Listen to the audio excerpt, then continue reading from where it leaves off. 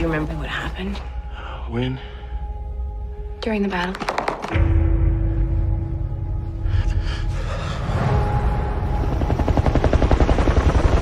Welcome to the dark side of the moon, gentlemen. Aren't we supposed to be on top of the mountain to win this thing? Our job is to separate the Taliban from the ordinary people.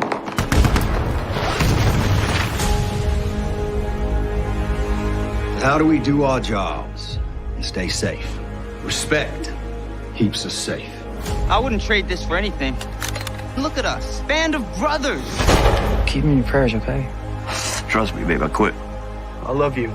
We're gonna win by getting their hearts and minds. We want their hearts and minds, and they want our blood and guts. Sorry, pal, but that's life at Camp Keating. Every time they take a pot shot at us, they're figuring us out. When the big one comes, they'll have us dialed in. The Taliban's are here! Harkins are coming!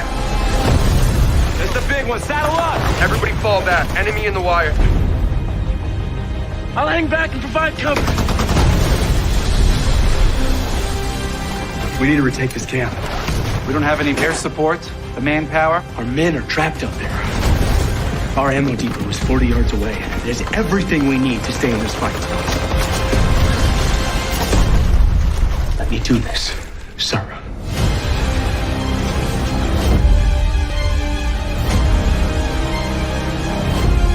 Let's show them some love with the 120s. You all right, mate? Come on, put your arms around me. You're not gonna die, okay? RPG! Red platoon! We're taking this bitch back.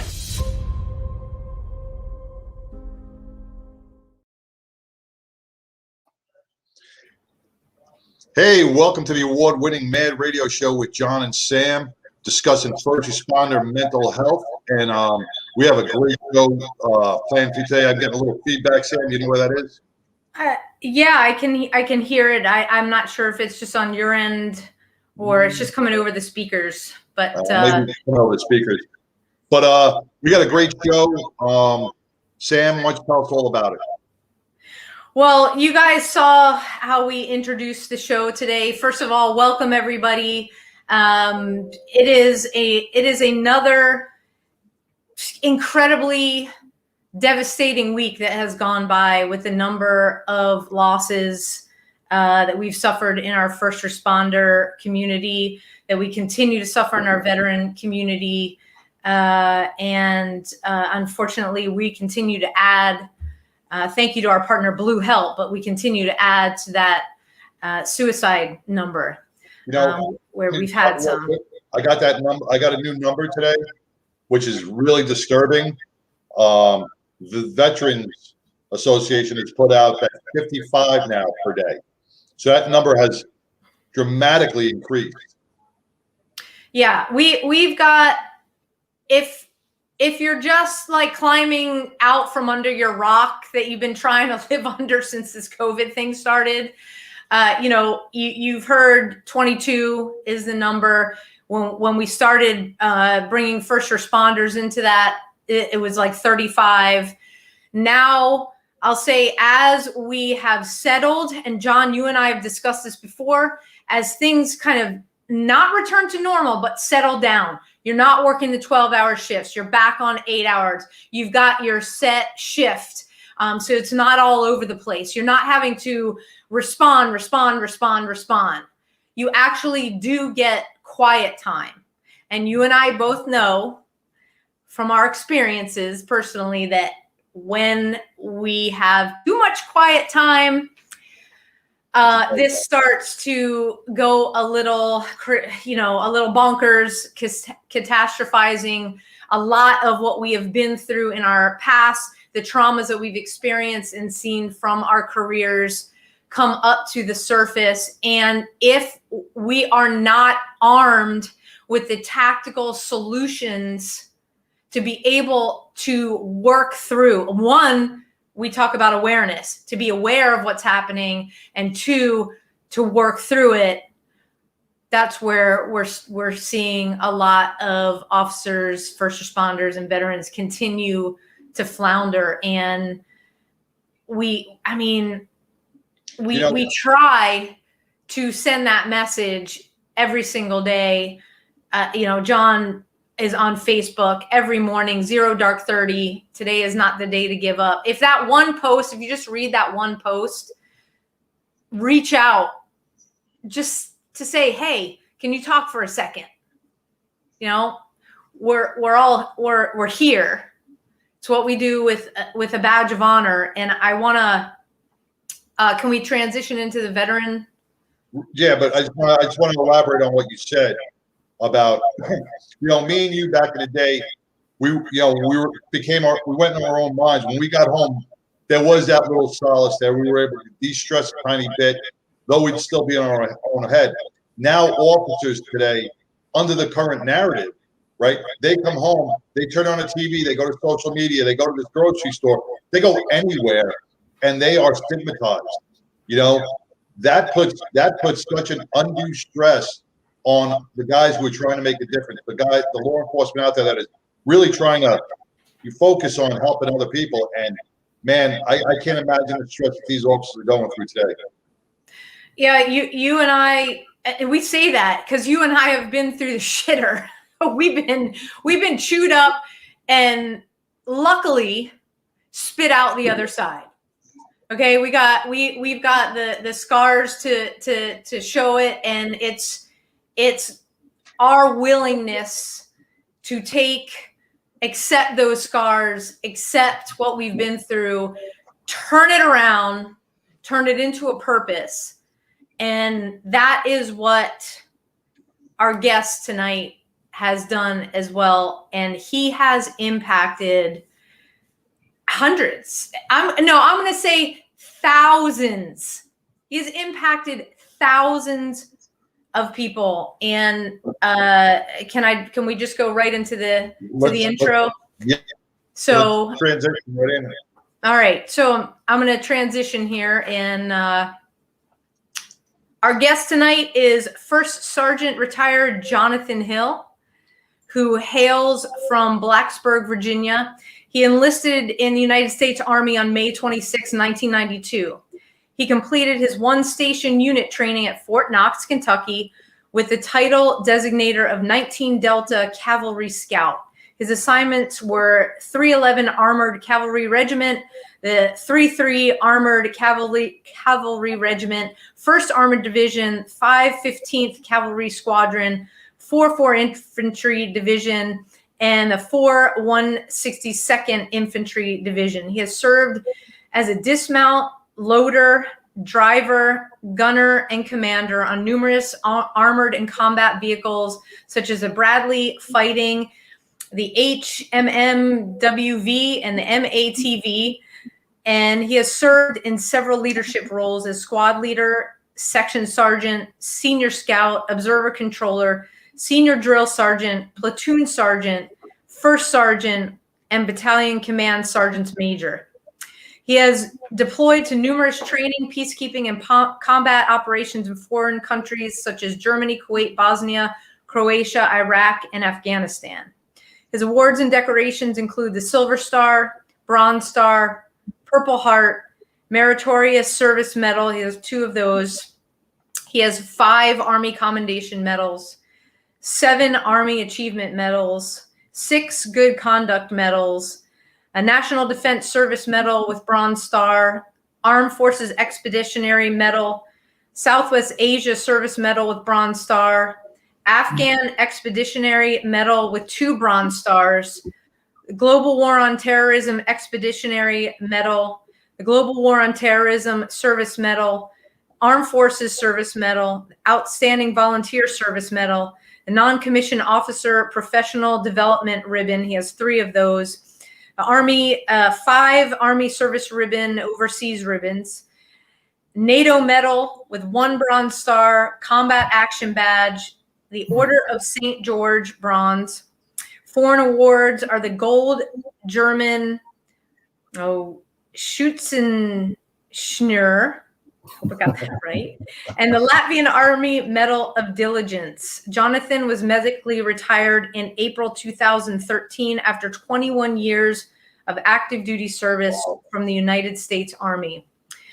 He was medically retired and is an advocate for soldiers with PTSD. Jonathan is also on the board of directors for Throttle Therapy and Spartan Action Network. He currently resides in Plano, Texas, where he enjoys traveling, camping, hunting, fishing, and riding his Harley Davidsons, plural. And as you all that are watching saw from the way that we introed the show, he is part of the movie The Outpost, the most decorated unit in Army history. If you haven't seen that movie, please, tonight after the show, tomorrow, just please go watch it.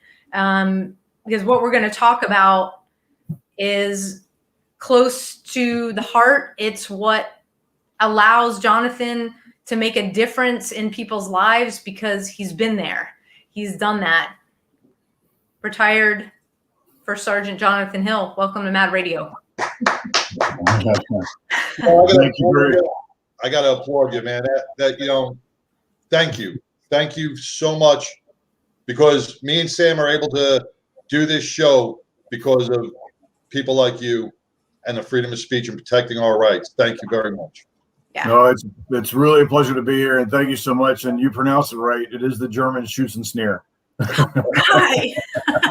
So, no, it's great to be here. I'm excited. I've been looking forward to this day, and I got to thank you too for everything that you have done for our nation as well and for our communities. And it takes true individuals with true heart and guts and soul to be able to do what you two have done as well. So thank you from the bottom of my heart for everything you've done. You're very welcome.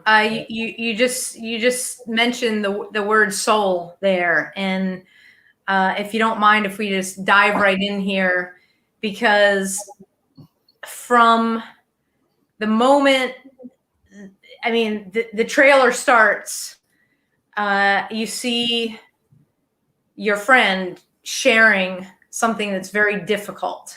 Yeah. That hit home with me because that was me trying to share what I went through. And your unit, all of your souls were touched. I mean, you and the actions, the brave actions that you took that day, I can only say it made an impression on the President of the United States, on every commanding officer of yours, that you guys deserved every commendation that you got. 9/11 was crazy enough, but to watch what you all went through, and for those of you who have, for people who don't know what we're talking about, do you mind if we just dive right in? Yeah, go right ahead. Yeah, if you could just tell us about cop meeting. So the first and foremost, that moment that you're talking about is when Medal of Honor recipient Ty Carter was in therapy, getting counseling, and what he had gone through that day, and what most of us had went through that day, was basically you opened the door to hell and stuck your head in it and looked around a little bit. And first and foremost, the real heroes of this entire situation were the guys that we couldn't bring home. Those are the ones that aren't here today with us. They're here in our hearts, and they're here in our thoughts. They're the ones that laid down their lives for us to be here. And those are the true heroes. That's what the word hero means right there, is someone who laid their life down so we could move on and move forward. So I first and foremost, I want to honor them. October 3rd, 2009, we were in a remote village up in the northeast part of the country of Afghanistan, close to the Pakistan border. And there was about 56 of us. And there was a platoon up on the OP, which they really didn't mention too much in the movie. But there was also another platoon that was up in the OP that was in the fight as well. That was 2nd Platoon. And we got attacked by between 400 and 500 Taliban that were all in high ground. We were in a valley. So, when you're in the valley, it's not the most tactical place to be because you're in the low ground and you're being shot from above. And it took a while for, everybody to kind of figure out what was going on and how bad it was getting. And, air power was getting on station and things like that. And it was just, it was hell on wheels. I mean, I know the word hornet's nest was used for another situation and another hell of a battle, but it's almost the best way to describe it is someone had kicked the hornet's nest and you're just getting hit from every direction. Watching that trailer, it's always tough to watch that trailer, to see the emotions, to see the faces and the things like that. It was well replicated. But that moment with Ty Carter, I really want to kind of talk about that a little bit.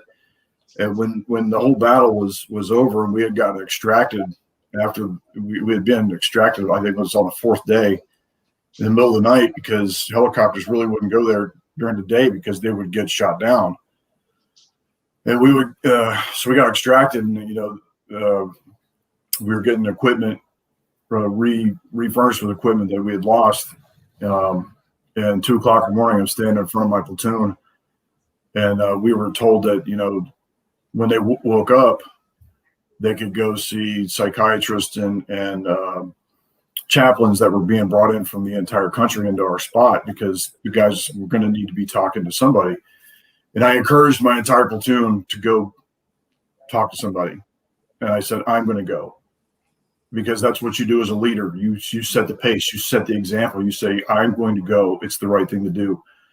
I can't function as a leader and take care of you if I can't take care of myself. So the platoon dismissed, and there was one silhouette standing there crying. It was Ty Carter. And he kept saying over and over, I couldn't save him. And that was the moment when he tried to get Stephen Mace. He did save him at the moment. Sadly, he died in flight on the way to get surgery at the medical unit. And I told him, I hugged him. Ty Carter's not a hugger. He's not an emotional guy. He's a former Marine. I call him a racehorse because he has blinders on. He's always focused on what the task is and wants to do it to standard and stuff like that. And I said to him, you're going to go see someone tomorrow. He said, no, I'm not. I said, yeah, you are. I said, it's not a request. You're going to go. And he said, well, I'm not going to go unless you go with me. And I said, done. It's a done deal. So we did go the next day, and we sat in Katie Copp's office, captain at the time, Katie Kopp, and she was scratching her head. She's like, this is not how this works. It's one-on-one unless you're like a couple. And I'm like, well, I am not interested in this guy at all.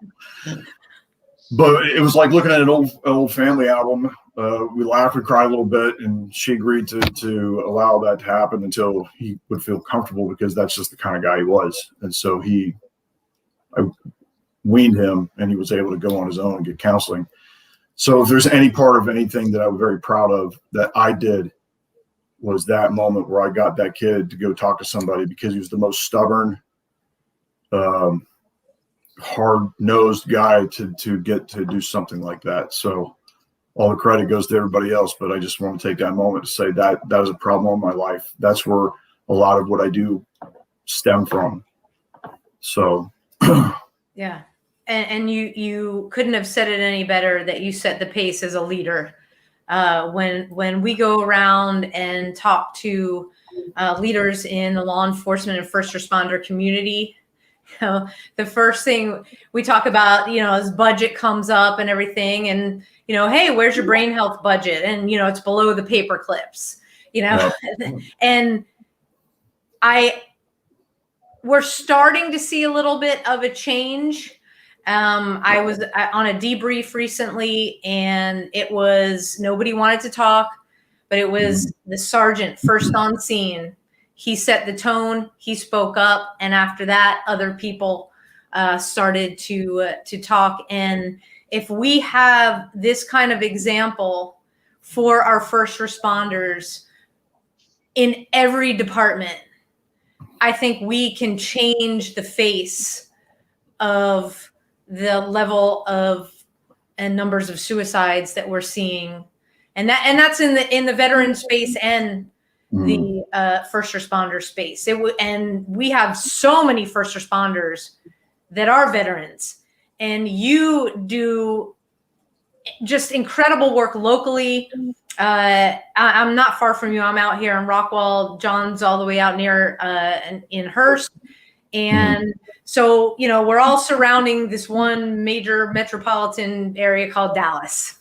Yeah. And let's face it, Dallas has not always had the best reputation when it comes to taking care of their officers.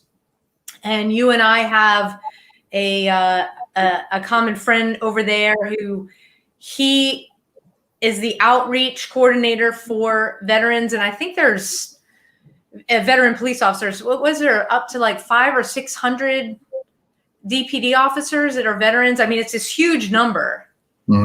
And he said that, great, I'm up there as senior leadership. I can run the daggone program. But Jonathan, when you come in, there, it's like you're talking to your brothers and sisters. Yeah. Well, there's a lot of, I would venture to say that a great portion of most police departments and first responder departments, to include EMTs and firefighters and such, a lot of them are veterans, because oftentimes when a veteran is transitioning out of the military, or a soldier, sailor, Marine, airman, or whatever you want to call it, or Space Force now. When they're transitioning out, many of them want to go back into another uniform and be part of a squad or whatever, and have a mission and have a schedule and something that replicated what they did in the military, because they miss it. I miss it. And so what better place to go to but a police department? You get a uniform, you give a weapon, you're back in the fight somehow, but you're on another level of protecting the community, so to speak. And what frightens me about that is because they're going from, one trigger to another trigger. And if they haven't taken care of some of those triggers beforehand and they're going into another trigger, it could be a multiplier. And so that's why I have a lot of concern for a lot of the folks that are serving, with a badge or a firefighter or whatever. And Paul Farr is an amazing man who's doing everything he can for his brothers and sisters that are in his department. And there's others like Officer Geyer and from Garland and many others. And we talked about Bruce McElhaney. He's not serving as an officer, but he's still service after service. He still wants to make sure that those brothers and sisters are getting taken care of. Which also takes a toll on you. Yeah, it sure does. Well, and I'm glad you mentioned that, because one of the things that we got to remember too is what we do. We can't forget to have self-care, because if we're not taking care of ourselves, we can't take care of others. And if we hear the stories and we're fighting to get people help, and we're taking those phone calls at 1 o'clock in the morning, trying to talk a gun out of somebody's mouth or something to that effect, it can take a real toll on you. And you got to be able to take care of yourself. Absolutely. I just want to backtrack on what you said, Sam, with the brain budget is below the paper clips, right? And we're starting to see a certain change. We're starting to see somewhat of the surface being scratched. But the big thing is that most departments, not all, but most, we have a knee-jerk reaction to a suicide. We have a knee-jerk reaction to, a homicide or a multiple homicide or a traumatic event. Okay.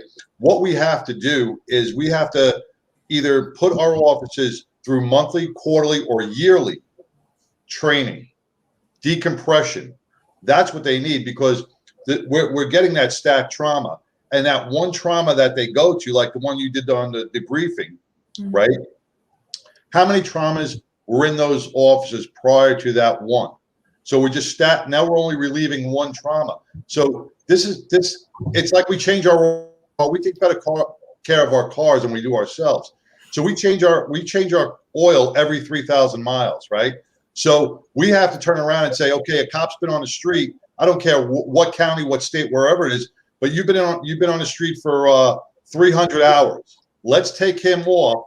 Let's evaluate him, see if he's okay. Let's get him the help that he needs, and then put him back out on the street. But let's relieve that stress of those first 300 hours. Does that make sense? Yeah, it does. And before we go on, I have some hellos. So Chris Bowles says hello, my brother. Carrie Griffin Coster, Hill, you are simply amazing, and I love you. Paul, thank you, Paul. It's 685 veterans who are now DPD officers, and Paul says hello. You bring up a Did you say Carrie Griffin? Yes. She's a Gold Star mother. Oh. And her son, Chris Griffin, was killed on the battlefield. And so God bless her. I love that woman. She is such a fantastic lady, and it's great to hear from her. Sending prayers to her. Yeah, prayers to you and your whole family. So if we have a lot of first responders, a lot of them know what Gold Star, but a lot of them don't know what Gold Star is. If you lost a family member in battle, so you become a Gold Star family. Gold Star mom, Gold Star dad, Gold Star family. And our hearts go out to you, and just God bless you. So one thing that John mentioned too, and I want to touch on real quick, is that the Sergeant Major of the Army actually said this, and I think it was actually stemmed off of a quote that Howie Mandel, an old comedian that's very close and near and dear to mental health, behavioral health, is we go to the doctor if we have a broken foot, we go to the dentist if we have a toothache, we go to a dermatologist if we have an itch or a scratch. Why don't we go to the psychologist if our brain hurts? What's stopping us from doing that? I think that's what John alluded to, what we've been talking about with the training. Mm-hmm. If we had quarterly training, if it just became part of being a first responder. Yep. So, for the feds, quarterly firearms training, there would be no stigma. They'd be like, oh yeah, we're doing this training. I kind of get to learn more about my head, and kind of that it's okay. I can go talk to the department shrink. That's how casual. That's how casual I truly believe, in my opinion, that it would get to. Yeah. Mm-hmm. Starts with leadership. Yeah, it absolutely starts with the leadership. And, there are so many programs that are coming out as the therapy protocols. You got to start in the experimental stage. Hey, maybe this will work for PTS. But I mean, it started with, a list this big, and then boom. And thank God the military has taken on a lot of this and kind of opened their minds. Because EMDR, I remember that was not approved for the military. I had already gone through it, gotten treatment. The woman who treated me worked with Vietnam veterans. I was like, military, you're missing a key opportunity. It's not experimental. And it's so refreshing to see more of kind of like what we call our alternative therapy protocols being brought on board. The clinicians are being brought in. And yes, some people are getting the relief, but it's only those that are asking for it, that are active in what is going on. And being part of the board of directors for Throttle Therapy, Spartan Action Network, you're out at New Hope Ranch, which is your newest endeavor, correct? Yes. How in your mind, with all these programs out here, how do we bridge that gap? How do we say it's okay to not to be okay and just take a breath and go talk to somebody? That is a great question. And I think a lot of that has to do with just awareness. And it has to do with ending the stigma. The stigma is one of the things that's really stopping folks from getting into treatment. because they're afraid of losing their job. They're afraid of ridicule. They're afraid of a number of things. And so that's the first step, is just ending the doggone stigma. I'm trying not to use foul language, but it just annoys me so bad. Because many years ago, when I was a younger soldier, I was actually ridiculed because I went and got I asked to go see a counselor because I had seen some things for the first time in my life that was really disturbing on a deployment, and I got ridiculed and shamed. Said I was never going to go anywhere in my life. I would never be a leader, all that kind of stuff. And so it's the stigma that really needs to be. So we need people like what you two are doing, and what Spartan Action Network is doing, and what Officer Paul Farr is doing, what Officer Geyer is doing, and so many others that are in the community across the state of Texas and in the nation to help end that stigma and say it's okay. And one of the things I talk about is when I go to the briefing there at Dallas, is it's so easy just to go to somebody that looks like they're troubled. And you had mentioned this, like if you saw a post on Facebook that was a little troubling, ask the tough question. Are you okay? Hey man, let's talk. We'll pull them aside, say what's going on, and it's a matter of just one question that you could get so much from when you break the ice and you make a connection of some kind, you make a common connection. And if you just show that little bit of empathy, that little bit of understanding, and that little bit of care, you might see someone just break down right there and say, you know what, I need help. I'm struggling. John, I'm talking about your point with the stigma. I went to rehab for about 30 days after I went down a rabbit hole. And from the moment I walked in, I went to Chateau Recovery up in Utah for 30 days. And from the moment I walked in, you felt that there was no stigma. I was surrounded by firefighters, veterans, and paramedics, right? All there for the same reason, right? No stigma, no judgment, no nothing. Within, I would say, 5 or 10 minutes, we were all sitting at the table, bawling, crying, sharing our stories with strangers. You know why? Because you never felt that stigma. You never felt someone judging you, or the perception of them saying, you'll be okay. We're all there for a common cause. We're all feeling this.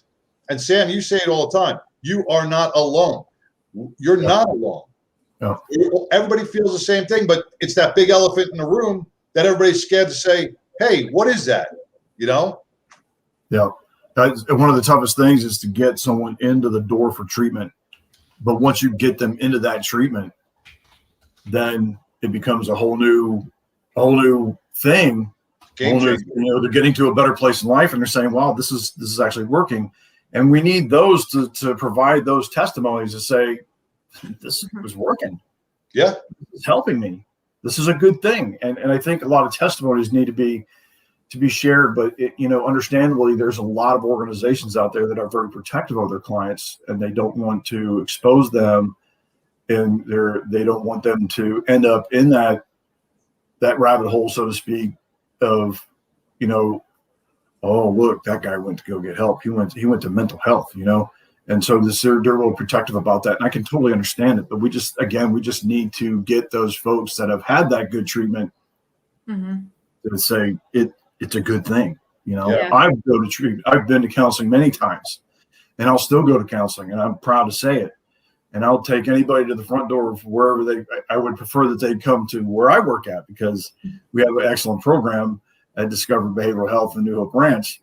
But sometimes you got to find the right tool for the right job. Yeah, absolutely. And they're just showing you some more love. Tom Barry's on, Conrad Weaver from Maryland, PTSD 911 documentary coming out. Tempa, hey Tempa, 22 Kill, Dan.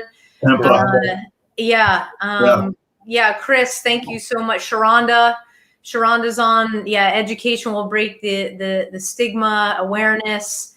The comments just go on and on. I'm sorry if I'm leaving you out. The screen is actually changing as I'm scrolling. I've never seen that before. That's a good segue. There are so many organizations out there that are doing great things for first responders and veterans alike. There's just so many of them. I mean, you mentioned Tempo. So she has the One Tribe Foundation, which formerly was 22 Kill and Stay the Course. Fantastic. There's Stephen A. Cohen Military Family Clinic. Fantastic. Again, where I work at, residential treatment detox for veterans and first responders. Fantastic. There's so many out there. It's just the awareness bit, the passing of the torch. You know, hey, I went and got treatment. Now it's your turn. Let me show you where to go. This is excellent. And so there's just so many opportunities out there. Yeah. And Johnny Motor Clothes. I know every single day. Johnny Motor Clothes. Yeah. She's a special lady. So I want to talk about the ranch.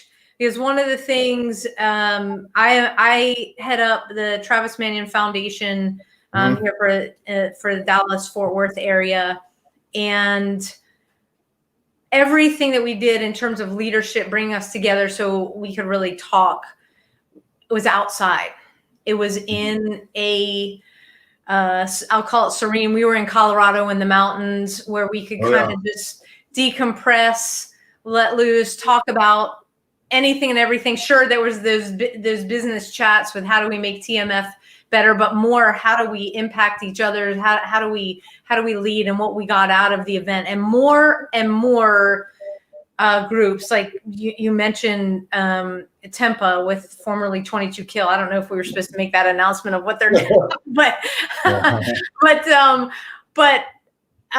they do wind therapy. And they have the name of the program, Forge, which is all outside.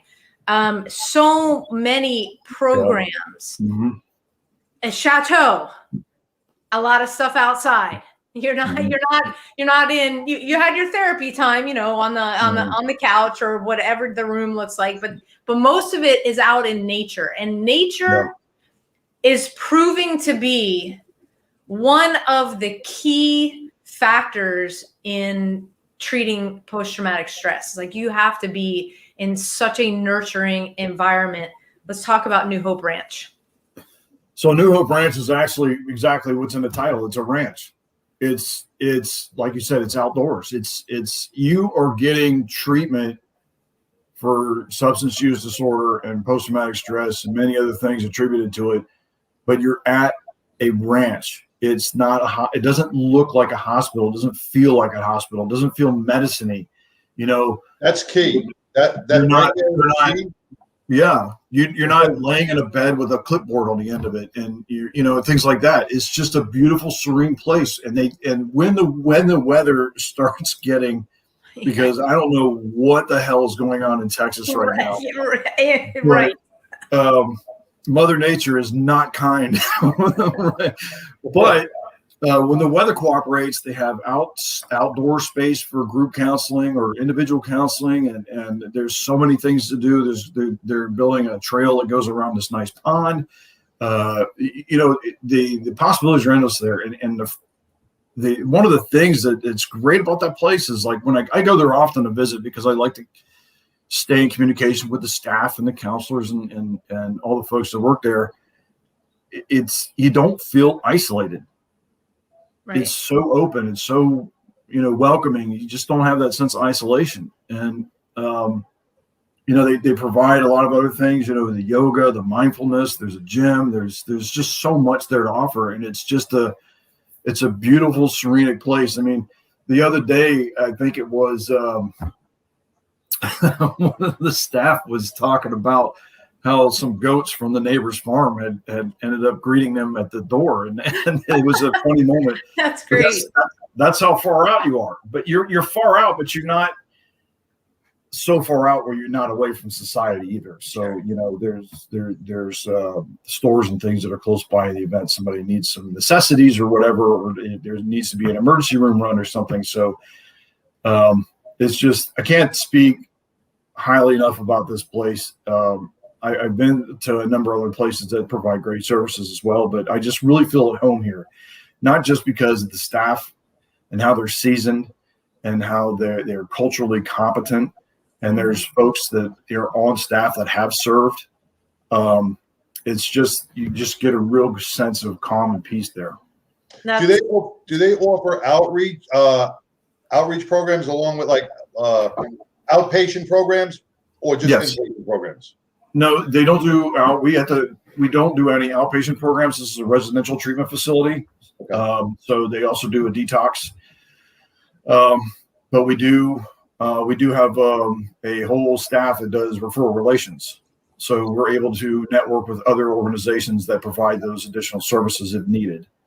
Excellent. A message just came in from Chris Bowles to tell you that Hoss from New Hampshire loves you, and that this conversation is hitting home right now. A good man right there. That's one of my brothers. The brother from the other side of the nation. Okay. Love that guy. Awesome. Yeah, I want to focus also. It's a little bit different when you talk about and John, I want you to chime in here as well, because with the inpatient, with the residential treatment for drugs and alcohol, okay, in the first responder community, like I'll say alcohol is king because it's a legal substance. You can get away with it for only so long, because if you don't address that trauma, that why you're doing what you're doing, it could get away from you, and then you find yourself needing a New Hope Ranch or Chateau. The level of drug use, we've got some opiate stories of opioid use with first responders. Unfortunately, the stories that we've gotten haven't ended well. Folks have completed suicide utilizing them, but we don't see as much with the drug use in our first responder population and as we do with the alcohol. Now, alcohol, the way it's being used, is a drug. When you have folks coming in to New Hope Ranch, do you have them like with this competition? Like, oh, you're a drunk. Oh yeah, well you're a drug user. No, I don't believe there's that competition. I think everybody's just on an equal. When they're in the detox, it's an equal playing field. Okay. But I have to agree with you on the alcohol bit because you don't need a prescription for alcohol. But I'm going to disagree on one spot because we're looking in the wrong direction. We're failing to look at the one first responder team that is usually overlooked, and that's our nurses. Yeah. Nurses? Our nurses. Okay. When I was in Chateau, I met a couple of nurses in there, and though they had alcohol problems, their main area was prescription drugs. Because they were able to function as a nurse without the smell, the whole bit. It was a lot easier for them to do their 12-hour shifts. So we have to really take into consideration because the nurses do not get the same, therapy sessions or therapy counseling as our first responders out on the street. And our nurses see just as much, if not more. They're dealing with COVID, and I think next pandemic with our nurses, we have to watch out for those men and women that serve us in our hospitals. So wasn't nurses and ERs also recently put in the category of first responders as well? Am I not mistaken with that? I don't know. I think programs are recognizing them. I don't know if it's been like. I haven't seen anything official. Hey, folks, there's a lot of you listening. maybe somebody knows about that. I mean, look, I have spoken, and Jonathan, I know you've spoken to groups. John, you've been out there. From the ER docs to the nurses, we know that they are seeing things that they cannot unsee. That they are losing kids, on gurneys, and their moms and dads themselves. It's just because they're not in the fight, just because they're not out on scene, this is what we're bringing to their doorsteps, to their homes. And let's see. Robert says, you're right, John, married to a nurse, and we could tell you so many stories of nurses who have abused and now caught. You know, you look at it like this. Yeah. But you look at it this way. We declared our 911 telecommunication operators as first responders, right? Now, they hear the effects on the phone, right? They hear the screaming on the phone. They hear all that. The initial contact is with a 911 operator, right? They hang up. There's zero closure, right? Our paramedics and our EMTs drop that dying kid off at the hospital, right? Put the gurney back together. They get back in their ambulance. They don't know what's happening at the hospital. This is a succession of line where now our nurses have to deal with the grieving parents. They have to deal with the aftermath. So all of these components put together are a mental health disaster for a human brain. Yeah, talk about an epidemic. Yeah. I mean, we got a pandemic, but we got a bigger epidemic. Yeah. And we have to start looking at it like that. So let's throw another thing in there too. Let's talk about family members. So my family, I'm going through a divorce right now because when I came home, I put my pain on my family who did not deserve that. And so that's what it ended up being. Now we get along great. We still talk and we have a good relationship right now, but they didn't deserve what I brought home. So there are, you can imagine what some of these first responders and veterans and nurses alike are bringing home to their families, and they don't deserve that. We need to be helping the families out as well. The spouses, the children, they need help right now as well. Right now, you mentioned Johnny Motor Clothes. That's been my girlfriend for many years now, and she's been fantastic. And she has been very good at recognizing when I'm kind of on my roller coaster ride, and she's been helping me through some of my issues as well. So it's important to have a good, that good connection, and it's essential that we make sure that we're taking care of these families as well, because you want, not only do you want the person that's getting the help, the first responder, the veteran, whatever, to be getting better, but when they go back to the family, which was ground zero at one time, you haven't put all the full puzzle back together yet. There might be some pieces missing that you need to, bring it all back together. So that's just a point I definitely wanted to make. I never want to leave family members out. They're extremely important in our lives, because who knows you better than you? Well, they get the same trauma, but it's vicarious trauma, and I forgot it was Chris that brought it up from Trauma Behind the Bridge one day. He turned around and he said, what if one of us, our first responders, came home and our wife turned around and said, hey, some guy at the grocery store pulled a gun on me. And as a husband or a spouse, you'd be like, what happened? And you'd be like, I don't want to talk about it. How would you feel? How would you feel if your wife or your spouse said that to you, said, hey, some guy pulled a gun on me, but don't worry, I'm okay. You are going to go out and say, hey, no, you're going to want to know what happened. Yeah. We closed up as first responders, but we expect our spouses to talk. Yeah. So it's got to be a two-way street on that. Yep. Yeah, no, you're right. They need to it's definitely more programs. John, when you and I first got help, the family wasn't included. It was just like, you are the focus. This is what we're gonna do. And I remember, I think Steve was brought in like on one session. Okay, he had no idea. Okay, Chateau Recovery has been in constant contact with Tara. Right. I mean, so the changes in some programs are coming, and it is vital.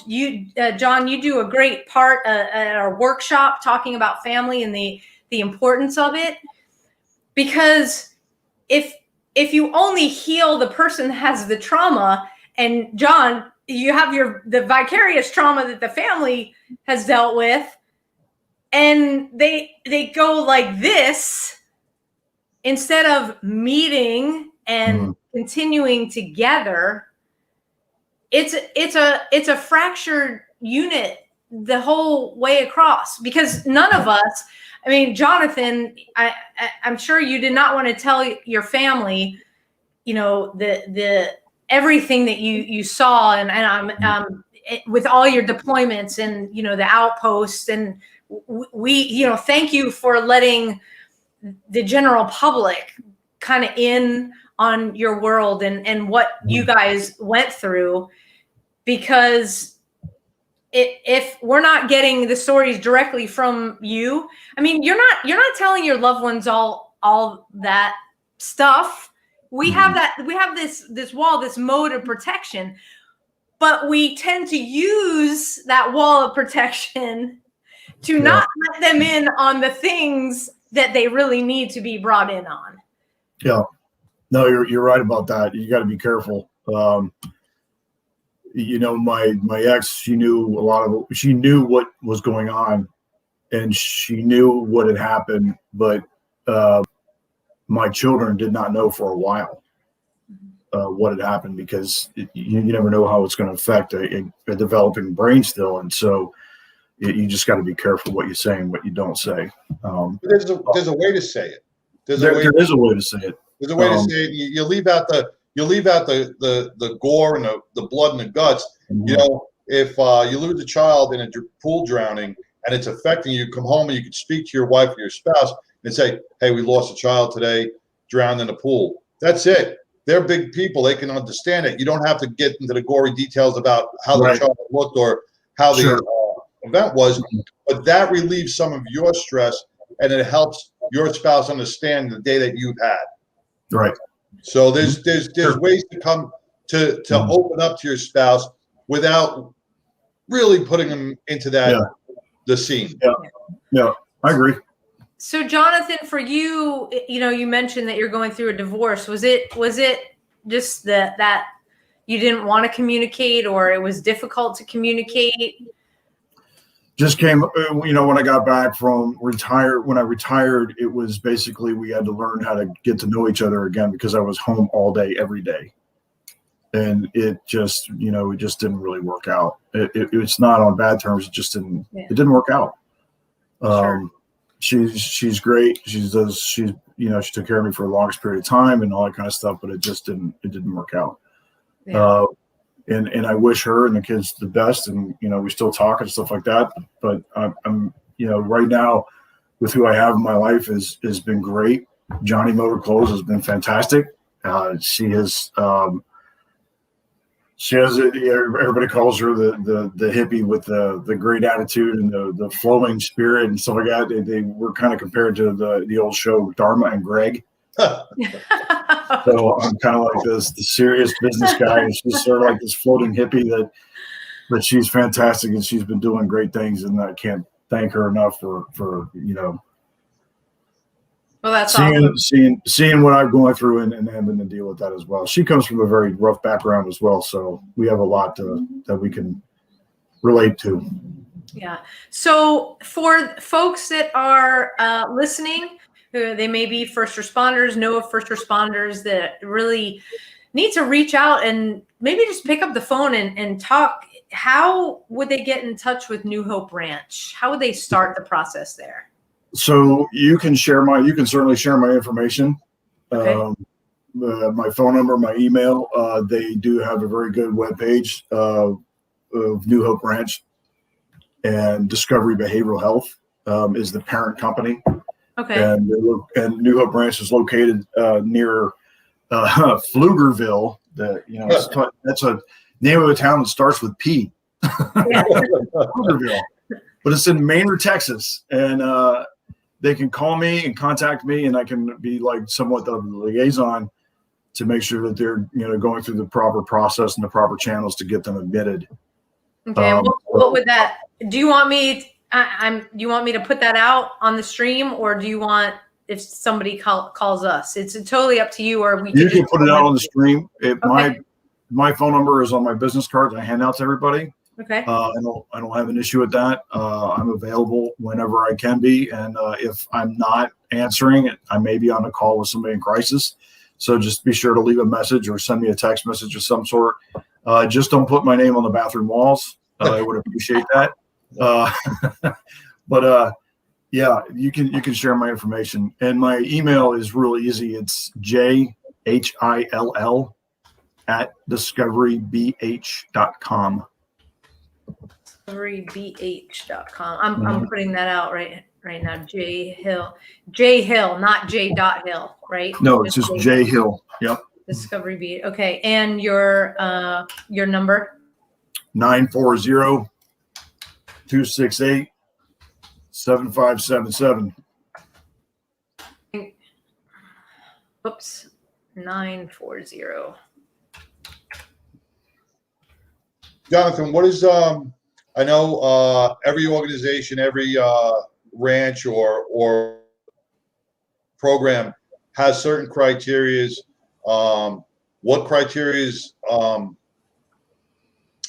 is a family going to have to put together so when they come there they're ready to go? DD 214. What do they have? What do they need?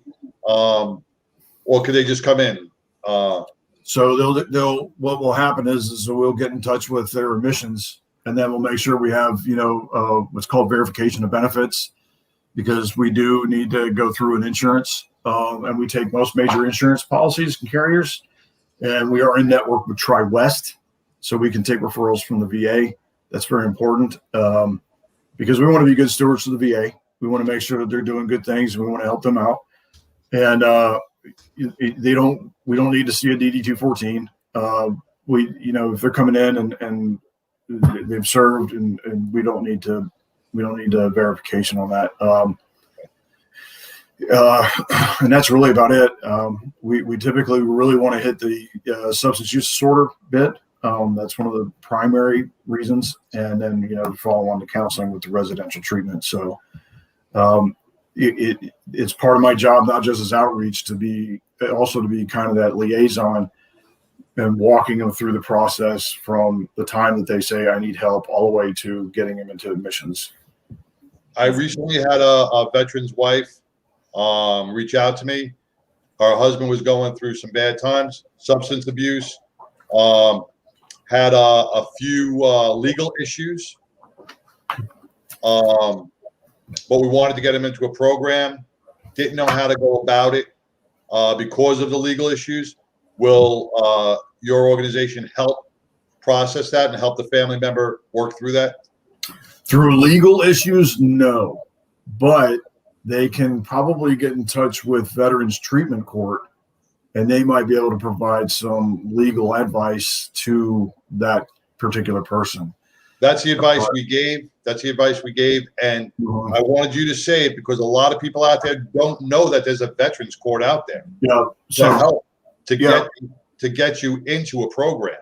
Yeah, they're fantastic. Judge Roach, Dr. Cape, and oh my Lord, my brain isn't working right now. There's a whole slew of great folks up there, and another thing that's great about it is Judge Roach is a Marine. All the staff up there are like all former service, they're Marines or whatever, and I love that because I get to go make fun of them because I make fun of Marines all the time. I bring them boxes of crayons and whatnot, so I love them. Only red ones, right? But they're doing fantastic work up there. I've seen them change lives for the better. Amazing program, and that's something that the folks should be looking into. Now, many counties have that. I know Denton County has one, Collin County has one. I think Dallas County has one. I can't remember off the top of my head, but there's a number of them that many counties have them, and it's a great program, and that's a good way to reach out to figure out any kind of legal issues that one might be into. And what's great about it is if you go through this program, which is not an easy program, you really got to work. You've got to prove yourself. You got to work through this program. You got to prove yourself. You want to get better. You got to get in school. You got to have a job. You got to do this. You got to do that. And then once you graduate, after a couple of years, maybe, then your crime's expunged if you're successfully graduate. How amazing is that? It's awesome, man. Fantastic. I see a lot of, and we work with a lot of veterans who maybe have DWIs and have pending case COVID. Those cases are not going to trial for another year or another 8 months.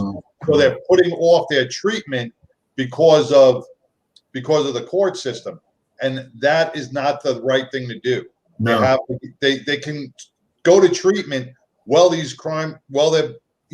waiting for their court date, but they have to go to court. Yeah, they completely encourage the treatment part through their journey through Veterans Treatment Court, and the judge will ask, how's your treatment going, and he praises a lot of organizations out there that participate in that. And I've gone to many of their dockets, and I think there's one coming up here soon, and I'll be going to one in Cobb County because it's one I usually go to. But it is part of the treatment. And then they have the Valor program that if you have committed a crime to where you're incarcerated, they bring that counseling to the facility. Oh, wow. So it's counseling is a very important part of that piece. That's great. Got a question. Is New Hope only for veterans and first responders? No, it's for everybody that has a substance use disorder and needs counseling. So again, it's if they give me a shout or whatever, I can answer any questions. And we do have we see everybody. Now it's adults at that location. It's adults.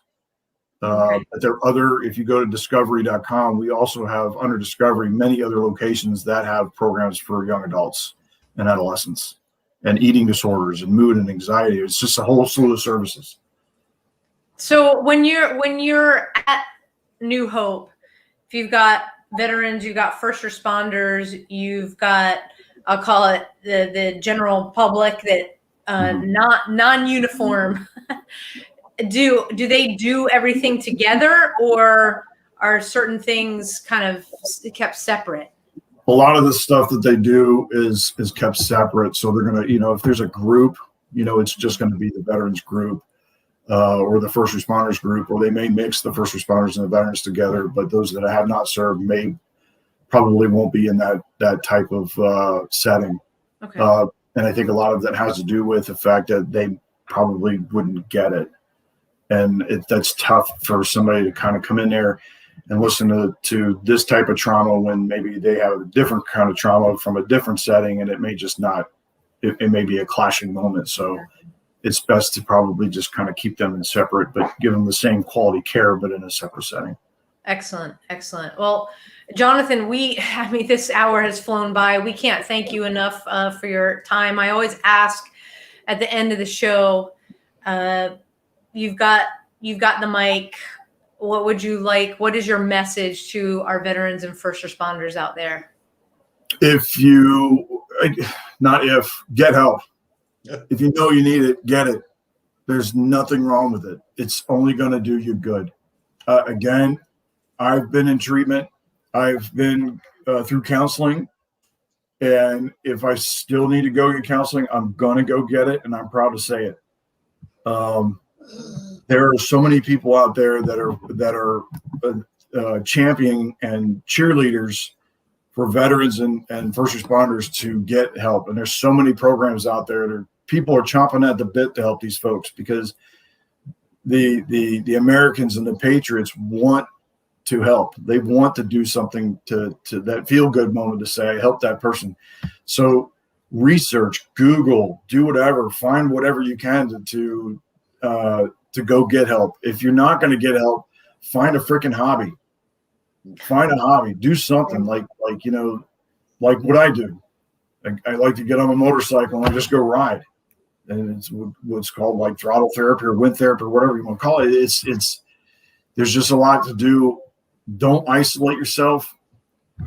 Don't become best friends with Jack Daniels and Jim Beam.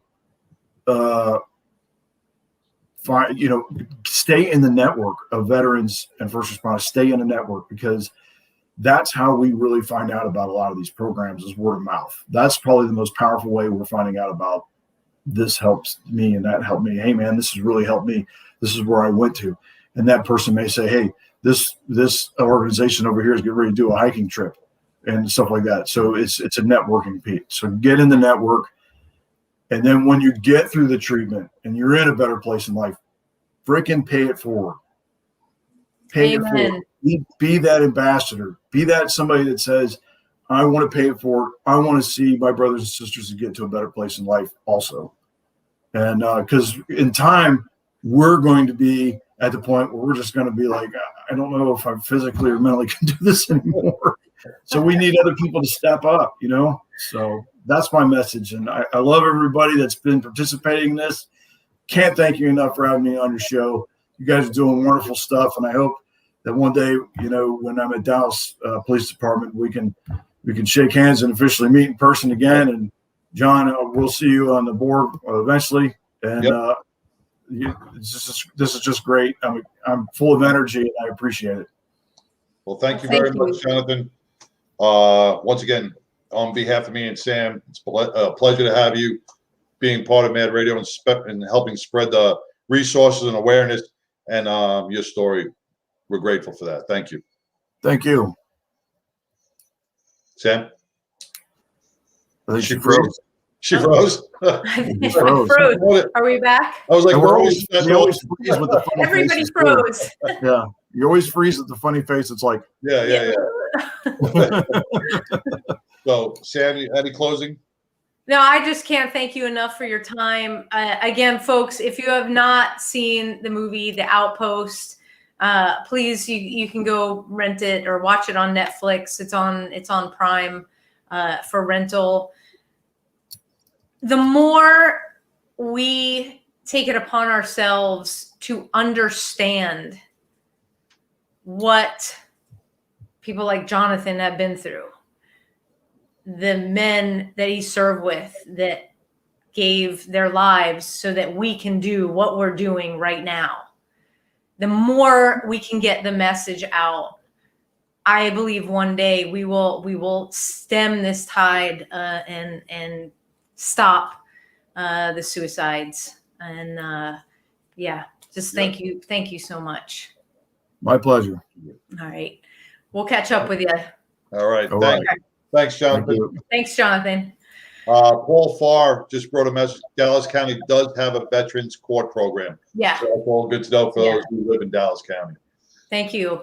John, this is, again, it's powerful. We could have kept going. There is so much more that Jonathan does. Maybe we'll get him and Paul.